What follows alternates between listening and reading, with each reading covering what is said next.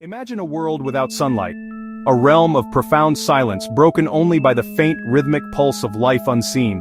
It is a place more alien than the surface of the moon, yet it lies right here on our own planet.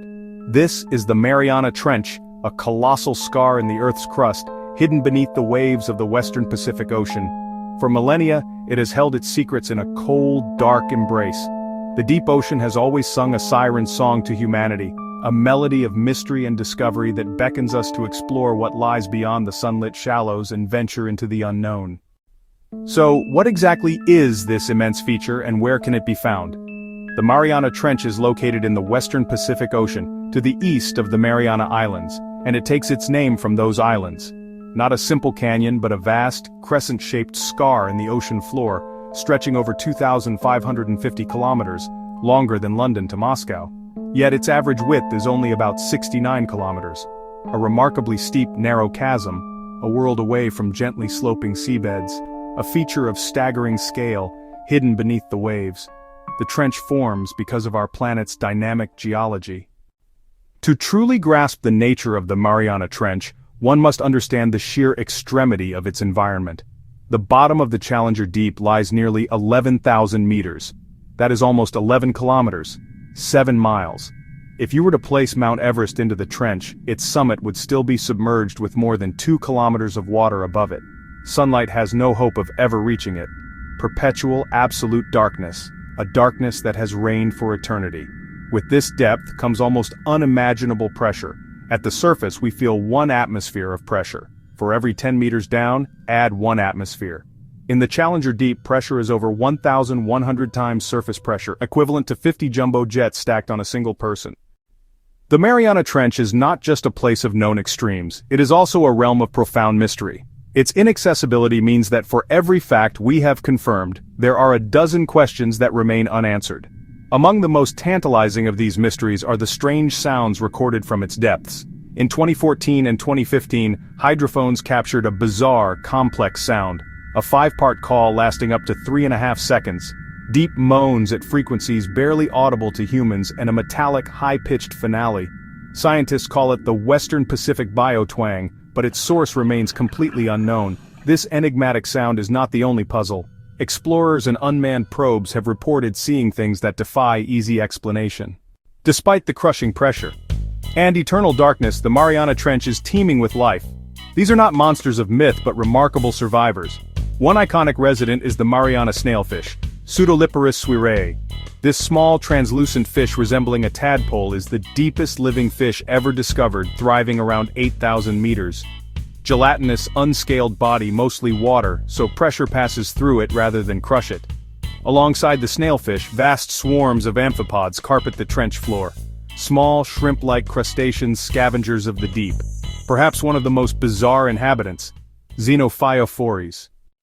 Exploring the Mariana Trench is one of the greatest technological challenges humanity has ever faced.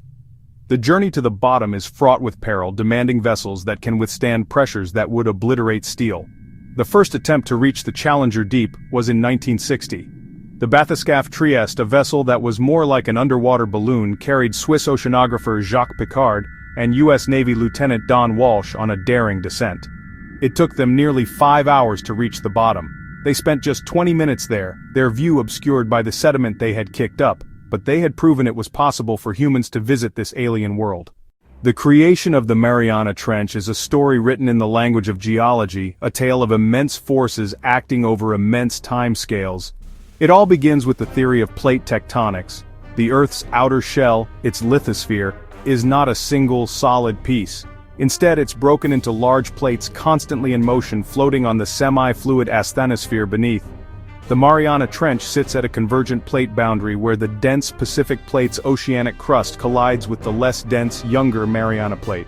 So when they meet, the Pacific Plate bends and plunges into the mantle, a process called subduction, carving the deep V-shaped chasm of the trench.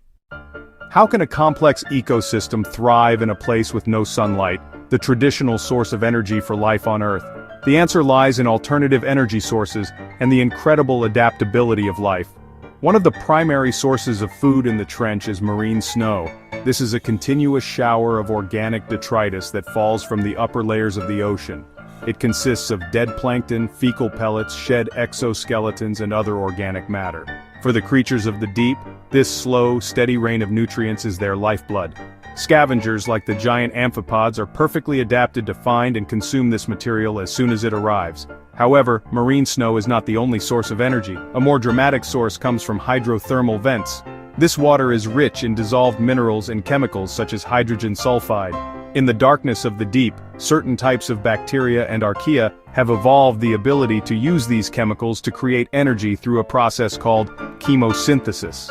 They form the base of vent ecosystems and live in symbiosis with larger animals. We have journeyed, in our imagination, to the deepest point on Earth. We have witnessed the crushing pressure, the profound darkness, the remarkable creatures that call this place home.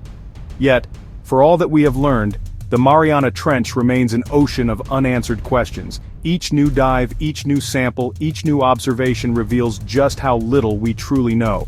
As technology advances, we will be able to send more sophisticated robotic probes and human-occupied vehicles into the depths.